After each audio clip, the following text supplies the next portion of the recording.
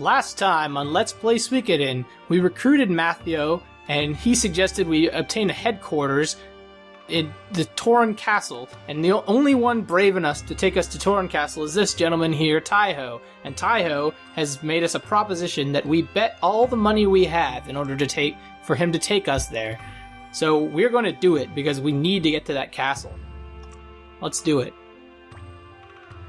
And it is too late for regrets. So, this is, from now on, the main way we're going to make money. And I'm going to go ahead and say yes. It's a fairly complicated game, but doing it enough, you'll learn all the tricks. It's the main minigame of Suikoden. There's three. One of them is Marco's cup game, the other one is this dice game, and then there's another one later on. Okay, so whoever throws the bigger number wins. You throw 3 dice at one time, and if 2 come out the same, the number on the third one, which is not like the others, is our score. 2 of anything except 1, as well as 4, 5, 6 are lucky numbers. But 2 1s and 1, 2, 3 are unlucky. Okay. 3 same numbers is called Storm. 3, 1 is very unlucky, you have to pay triple. Storm with other numbers is very lucky, you get paid triple. If you fail to throw a hand in 3 tries, or if the dice go out of bounds, you lose. So watch your hand carefully when you throw. Essentially, what he's saying is, if you throw a 1, 2, 3, you pay double. I could explain it a little bit more in depth, but I won't. I'll just show it to you. We're gonna say no. Now let's play. So Taiho is throwing the dice. Basically, your biggest advantage is the fact that they tend to screw up a lot. And you often win without having to do anything. If you actually have to roll, it's actually a bad situation, most often. So, Taiho, in the last 2, he has not gotten 2 pairs, or excuse me, a pair and one other number, so he hasn't gotten a score. At all. That time, he got a 4 as his score. So, I have to beat the 4 or get a storm in order to win. And I tied his score, so we get to do it again. We're not getting anywhere. Let's play until he wins. Okay. So now he gets to roll, and they always get to roll first. Your opponent always rolls first. So the only way I can beat this hand is to either tie it with a 6 or to get a storm. It seems unlikely that I will tie it. And there we go. I just lost 3,000 bits because I paid triple. There you go. That's really unfortunate. Okay, he did not take all of our money, so that's really convenient. So we have to do it again. We have to basically continue to play this until we win. So I'm going to show you this next one, and if it continues on, I'll just cut here and show you the victory. No, I don't want to know the game's played. And every time we bet 1,000. That time he got a 1 as his score. I hate it when they get a hand, because a lot of the time I just get really unlucky and we'll get something like 3 1s in a row, or something like that. So there I got a 1 as a hand in my hand, so we got a draw. So let's continue. He got no score. He got a 1 as his hand. Okay. We keep getting a little bit unlucky there. That time, I lost 3,000. Again. We paid triple. Alright. I'm just gonna cut it here, and I'll be back. Okay, we're back, and I won on the next round. I happened to just roll a double, so I won pretty much immediately as soon as my turn came up. So, all you have to do is win one time, and then Taiho will go along with us. They won't let you bet more than 1,000 bits, because basically, if you did, you could really lose a lot of money and screw yourself big time in this. This is a required thing to do in the game. Get Taiho to go along with you. So, he's taking us to the castle, and that's exciting. He's going to be waiting at the docks. We're just going to go immediately to the docks. Let's not waste any time here. Oops. And here's another guy that's appeared. Yeah. He's in serious trouble because we took away Taiho, who's his best customer, his best gambler customer. I don't know how he managed to sneak past us and back into the room, but he did. Hi. Okay, so we're ready to sail. Now we're on a boat, heading straight to this really scary looking ruin here. And we get a glimpse of it. Yeah, it's pretty run down.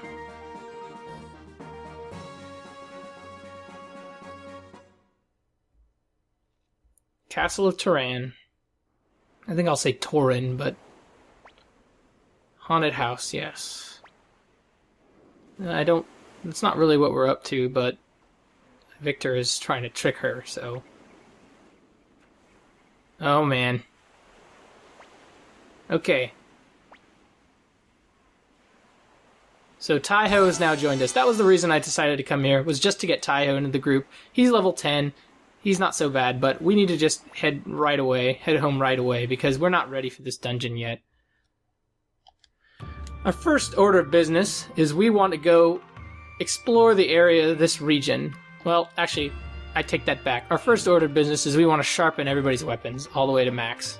So Camille has a level 4 weapon, and Taiho has a level 3 weapon. So we want to get Camille's weapon up to level 5, and it changes its name to the Fenrir. He has a Satsuki spear, and we want to get it to level 5 as well, to become the Akemi spear. Now that we have those guys a little bit higher up, we want to go walk to these other villages and just see what equipment we can get. And we also want to take this opportunity to level Camille and Taiho up to roughly our level. And we're probably going to end up everybody's going to probably end up about level 13 or 14 by the time we really want to get going into that dungeon. Because this dungeon is one of the longest dungeons in the game, and it's a little bit challenging. Now here's some new enemies, the Killer Rabbits and its Beast Commander. The Beast Commander never attacks you, it lets its Killer Rabbits do so, and the Killer Rabbits have about 60 HP or so they're not really threatening, especially not to our group now that we have 6 people. But they do a lot of damage. So as you can see, Taiho was able to kill them in one hit. The Beast Commander usually just kisses people, which doesn't seem to do anything other than maybe charm them or confuse them a little. But it's not a huge deal. They usually fail. So we got Gremio, and we should get... So notice how she just got 633, Taiho just got 366 from that battle. Now we want to go to this town here. This is the town of Kuon. And Kuon, the main reason we're here is just to get armor. This place has better armor than Kaku. We want to get the best armor possible for our team. So let's look and let's see what they have. First of all, they have these blue ribbons and these emblems. The emblems are accessories that are way better than what we have. We have gloves and boots and capes still. Those things are much better. We can sell all our capes and gloves on everybody we have in our crew. And we want to do that because we have the money in order to get all of that stuff, so let's do it. Cleo can keep her wing boots. Those are still very good. Everybody else should sell their stuff. And we want to get emblems for everybody that we can. We can't get any for Camille, but we can get 2 for Mamba, 2 for Gremio, 2 for Victor, and 2 for Taiho. And I believe that Camille should be able to get 2 blue ribbons, which will be very good for her. In addition, we still have no one in our party that can use a shield, but we have the leather armor and karate uniform, which are obviously better armor than what's available, than what Taiho and Camille have, which are just bandanas and tunics. So we're going to buy a karate uniform for Taiho, and we're also going to get leather armor for everybody else once we sell. This is the most annoying thing in this entire game, is selling all this stuff. I made a mistake there. I should have given Taiho that leather armor, and obviously these guard robes were not necessary, but I bought them just to show you where they were. So we're just going to sell all this stuff. Make sure you don't sell any of your headgear because they don't sell any of that, and just get everything squared away. So Mama got leather armor, Gremio, Victor, Camille, and Cleo. Perfect. Now we should... let's look at our armor. So with the pointed hat alone, it's only 59. It goes all the way to 73. Then he doesn't have shields, but each emblem gives him 8. So his armor is now at 89, which is significantly higher than it was. And everybody gets the same sort of thing. They're all going to be around the same amount of armor, which will be extremely helpful. I can't stress that enough. It will make you way more survivable, and there's this like I said, this dungeon is one of the most challenging dungeons in the game because we don't really have any way of healing easily. We don't have any way of getting out of the dungeon, which we get later. It's important to pay attention to that sort of thing. Now I'm going to go ahead and sell one last time because Victor has this brass armor that I don't need and this tunic that I don't need. So I want to make sure that we get rid of everything that we don't need. And the only things that, yeah, we're pretty good. Everyone else seems fine. Another thing, final thing, I think it's important to put Taiho here and put Camille in front of Cleo.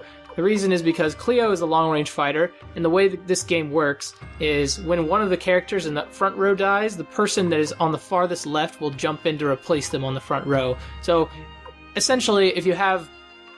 That's why it's important to have medium-range fighters, because they're very versatile. You can have Taiho in the front row. I could put Taiho over Gremio, even, but I want to make sure Cleo's in the far back because she should always be in the back. Just because it doesn't make much sense for her not to be. And we're going to go ahead and look in this inn here. So here's this guy named Kryn, and we've met him in Lenin Camp, and he's got a little problem. Here's another person. Her name is Lorelei. She... Oh, we can try to recruit her, but it won't work. She thinks we're weak. She is one of these characters that you have to be a certain level in order to recruit.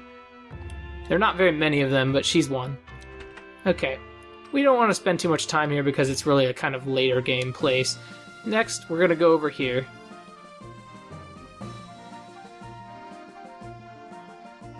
And there should be a town down here. Yes, indeed. Here's some new enemies, rocks. They are very weak. We should be able to defeat them easily. They do a lot of damage, but we're pretty strong. They're going to give a lot of experience, though. Okay. With the death of those rocks, we get about 200 experience for everybody. Victor levels up, Taiho levels up, Camille should level up. Yep, she almost made level 11 even. But she did not. She's actually kind of in a good position for us. This is the last village in the area called Great Forest. Great Forest has a blacksmith. We can talk to him. Okay, and he has a portrait. He's, of course, he is, as he's saying, he is a beginner, so he can only handle rank 5. Remember him for later. And we can talk to this guy. Why bother? We're just here to look at what they have. And the item shop should have some new stuff. Indeed, it has a counter crystal and mega medicine, which is the kind of most advanced medicine. I think that getting mega medicine at this point in the game is a little bit of overkill. We don't need it. Balloon also recovers Balloon, which is a status effect that I don't really... It's not a huge deal. But the main real reason I came here is there's this guy here who we should also remember that he's here. But the main real reason I came here was to show you guys this. This is what I consider to be the best area to grind levels at this point in the game. It's also somewhat challenging, and I recommend having Cleo be really ready to nuke people hard. Use her Firestorm whenever possible. This area is at this point very, very, very good at gaining levels. In fact, we should get full on, everybody should level up from this fight. Indeed. We got all the way to level 19 from just one fight, and it took no time at all. So now we've done all our grinding that we need to do, because we were able to defeat those 6 kobolds in one attack. Now that we have gotten our levels and our equipment, we are ready to go. So now we just need to head back to Kaku and go into the dungeon. Okay, here's a new enemy, Flying Squirrels. They are long-range attackers, so they can hit anyone in any part of the... They can hit anyone in your formation, so I think it's best to take them out first. And we are going to basically just do that. I don't know what else to say there. They do about 20 damage per hit. Of course, we're also very high level for this point. Now they're going to be basically not doing much to us. We're significantly higher level than we're supposed to be at this point, because that grinding spot is extremely good. Okay. So they basically gave us nothing. And you'll notice that there still is not really a way to get anything appraised. Here's a rock. Very, very quick battle. Now at this point our damage is kind of plateaued, and the reason is because we can only level up our weapons to rank 5. And it will be that way for a little while longer, which is an unfortunate thing. However, yeah, even though we're much higher level than the enemies in this place, I'm just going to let these guys go. Even though we're much higher level than the enemies in this place, that is sort of our a way the game limits you, is just in terms of the blacksmith being able to raise our levels, our weapon levels higher. Okay, well, I believe I will see you guys next time. I will go ahead and save the game here, and the next time you see me, we will be tackling the Tauren Castle dungeon. Now that we've gotten all these guys up as high as we could, I mean, we could fight more in that area, but I don't recommend it. I also recommend, for sure, saving and resting in an inn before, just in case you've used any of Cleo's spell charges or anything else you might need. So make sure this has all been basically preparation for the next dungeon, which is a kind of, it's not that hard, but it's a little bit tough. So anyway, I will see you guys next time.